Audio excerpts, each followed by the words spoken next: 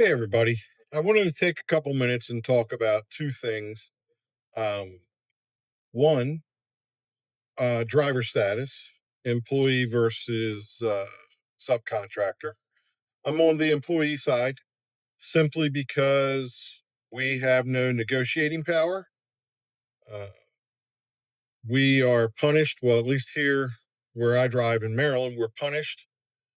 They take away 5% if we decline too many rides. And that's pretty much it. I mean, I did some research and talked to a couple lawyers and even consulted with my best friend, ChatGPT. And under Maryland employment law, we are without a doubt employees. Just because we pick our schedules doesn't mean we're not employees. Second, uh, benefits. We get absolutely zero benefits. However, every once in a while we'll get you know Uber and Lyft will oftentimes say, "Oh, you're eligible for a discount on gas or get a free Slurpee or whatever else they offer through some stupid program." Come on, I'm talking about real benefits. I'm talking about medical. I'm talking about PTO, paid time off.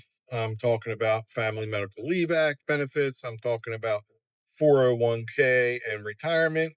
I don't know about the rest of you, but I don't even make enough after expenses with mileage to pay into Social Security. And I've been doing this 10 years. If you look at what we can deduct or what we have to deduct, 70 cents a mile is what the federal government says that it costs us to drive our cars. And let's be honest, that 70 cents is probably light. The truth is, it's probably close to $1.25, $1.30 to drive your car. So when you're doing rides where you're getting 94 cents a mile, 88 cents a mile, 80 cents a mile, the lowest I've ever seen was 54 cents a mile. When you're doing these rides, you got to remember you are also driving to the location to pick that person up.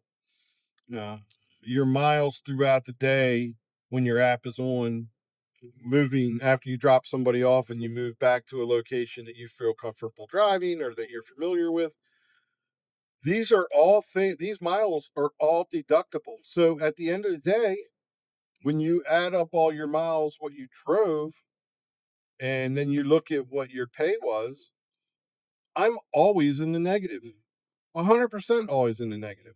And I actually don't drive that much. I usually drive from one location to another. So if I drop you off and I'm near, a McDonald's, a Burger King, parking lot, a school, something like that, I usually go sit there. I generally don't drive more than a mile or two away from where I drop somebody off. And then I sit there until I get my next ride. And even doing that, I still am generally in the negative if I calculate by 70 cents a mile, which the federal government says that's what it costs me to drive my vehicle. I'm 100% always in the negative. So, that being said, one, we need a raise. Two, we should be getting benefits. We should be, I don't care how Uber and Lyft figure it out. I don't care if they call us employees. I don't care if they create a new definition, a new category for us. But we are not subcontractors. We do not get to negotiate our fare, our rate. We do not get to even negotiate our insurance, which, in all honesty, why am I why am I paying such high insurance when you look at the insurance for each ride? My God, I'm paying like $1,000, 900 to $1,100 a month for commercial insurance that doesn't even cover me the entirety of the app being on. That makes absolutely no sense. I've had commercial for hire insurance. I was paying $326 a month for 1.5 million. Okay. 1.5 million in coverage was costing me $326 a month. Now, granted, there was when I first started doing it, and I first did Uber Black, and I had the initial insurance. I was paying a lot. I think I was paying $697. But I mean, I've talked to a lot of guys who have no experience. I was able to produce some um, some paperwork that allowed my insurance to drop heavily. But a lot of these guys can't produce that. They can't produce because they just don't have the experience. They don't have 3 years of the non-law statement showing that you've never made a claim as a commercial driver. You know that if you can do 3 years without that, it drops your without a claim, it drops your insurance drastically. Yeah. So that being said, I talk to these guys up at the airport a lot all the time, and a lot of them are paying $1,100-$1,200 a month, but it covers them all the time.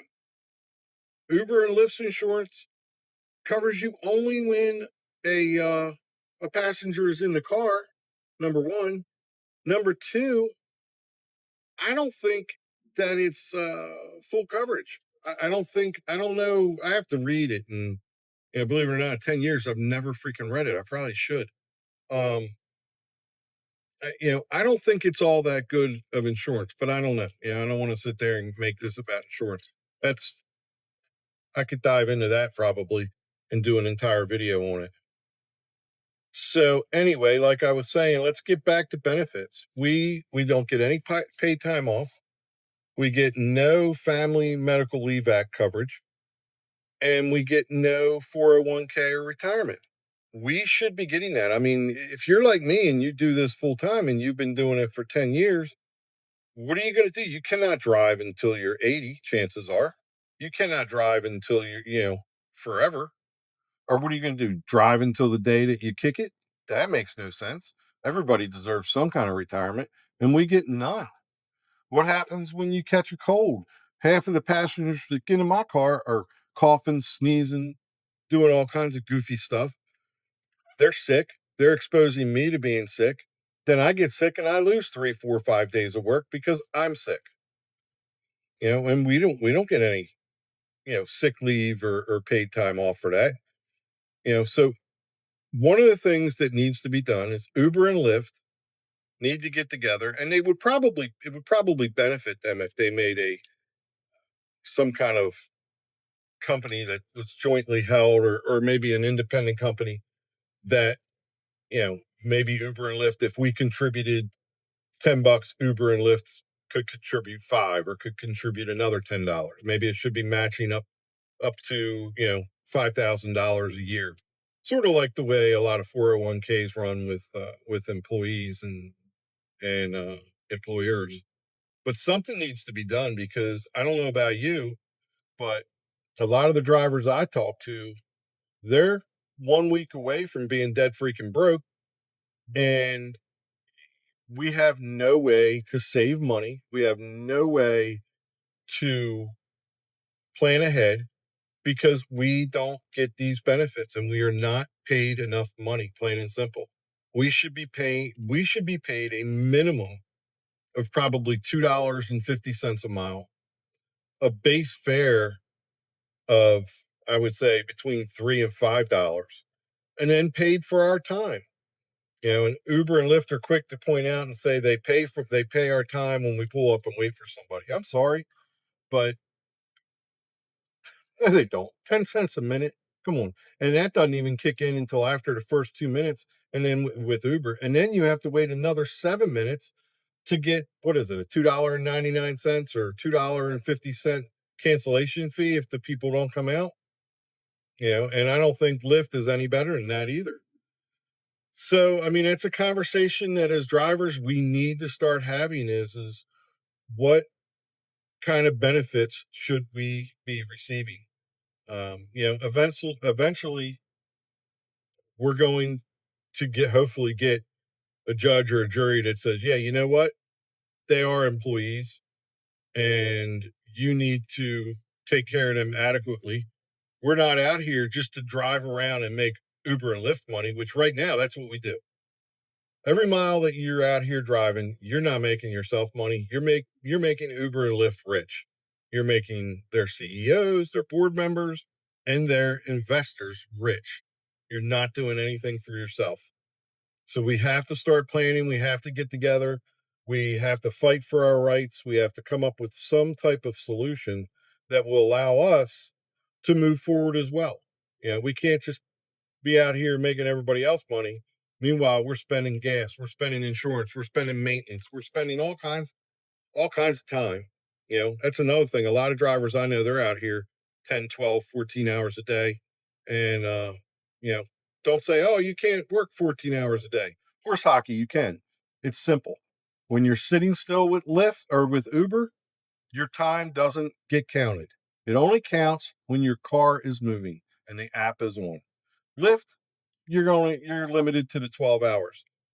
But let's be honest, a lot of guys and girls, if they're out here driving, they might be driving both platforms and you're turning Lyft off. You are turning Lyft off when you get an Uber ride. So again, that time off, even if that time the app is off, that adds up throughout the day. It may only be 10, 5, 15, 20 minutes, but you do that 3 or 4 times, and now you're not working a 12-hour day, you're working a 13-hour day, or a 14-hour day. So that being said, like I said, we need to come together. We need to come up with a solution, and we need to know what our value is to these companies. These companies right now are taking advantage of us, and we need to fight back. We need to organize. Everybody, let me know what you think. Drop some ideas, some comments. If you can, hit that like button, and if you can, subscribe. I'd really appreciate it. Until next time, adios.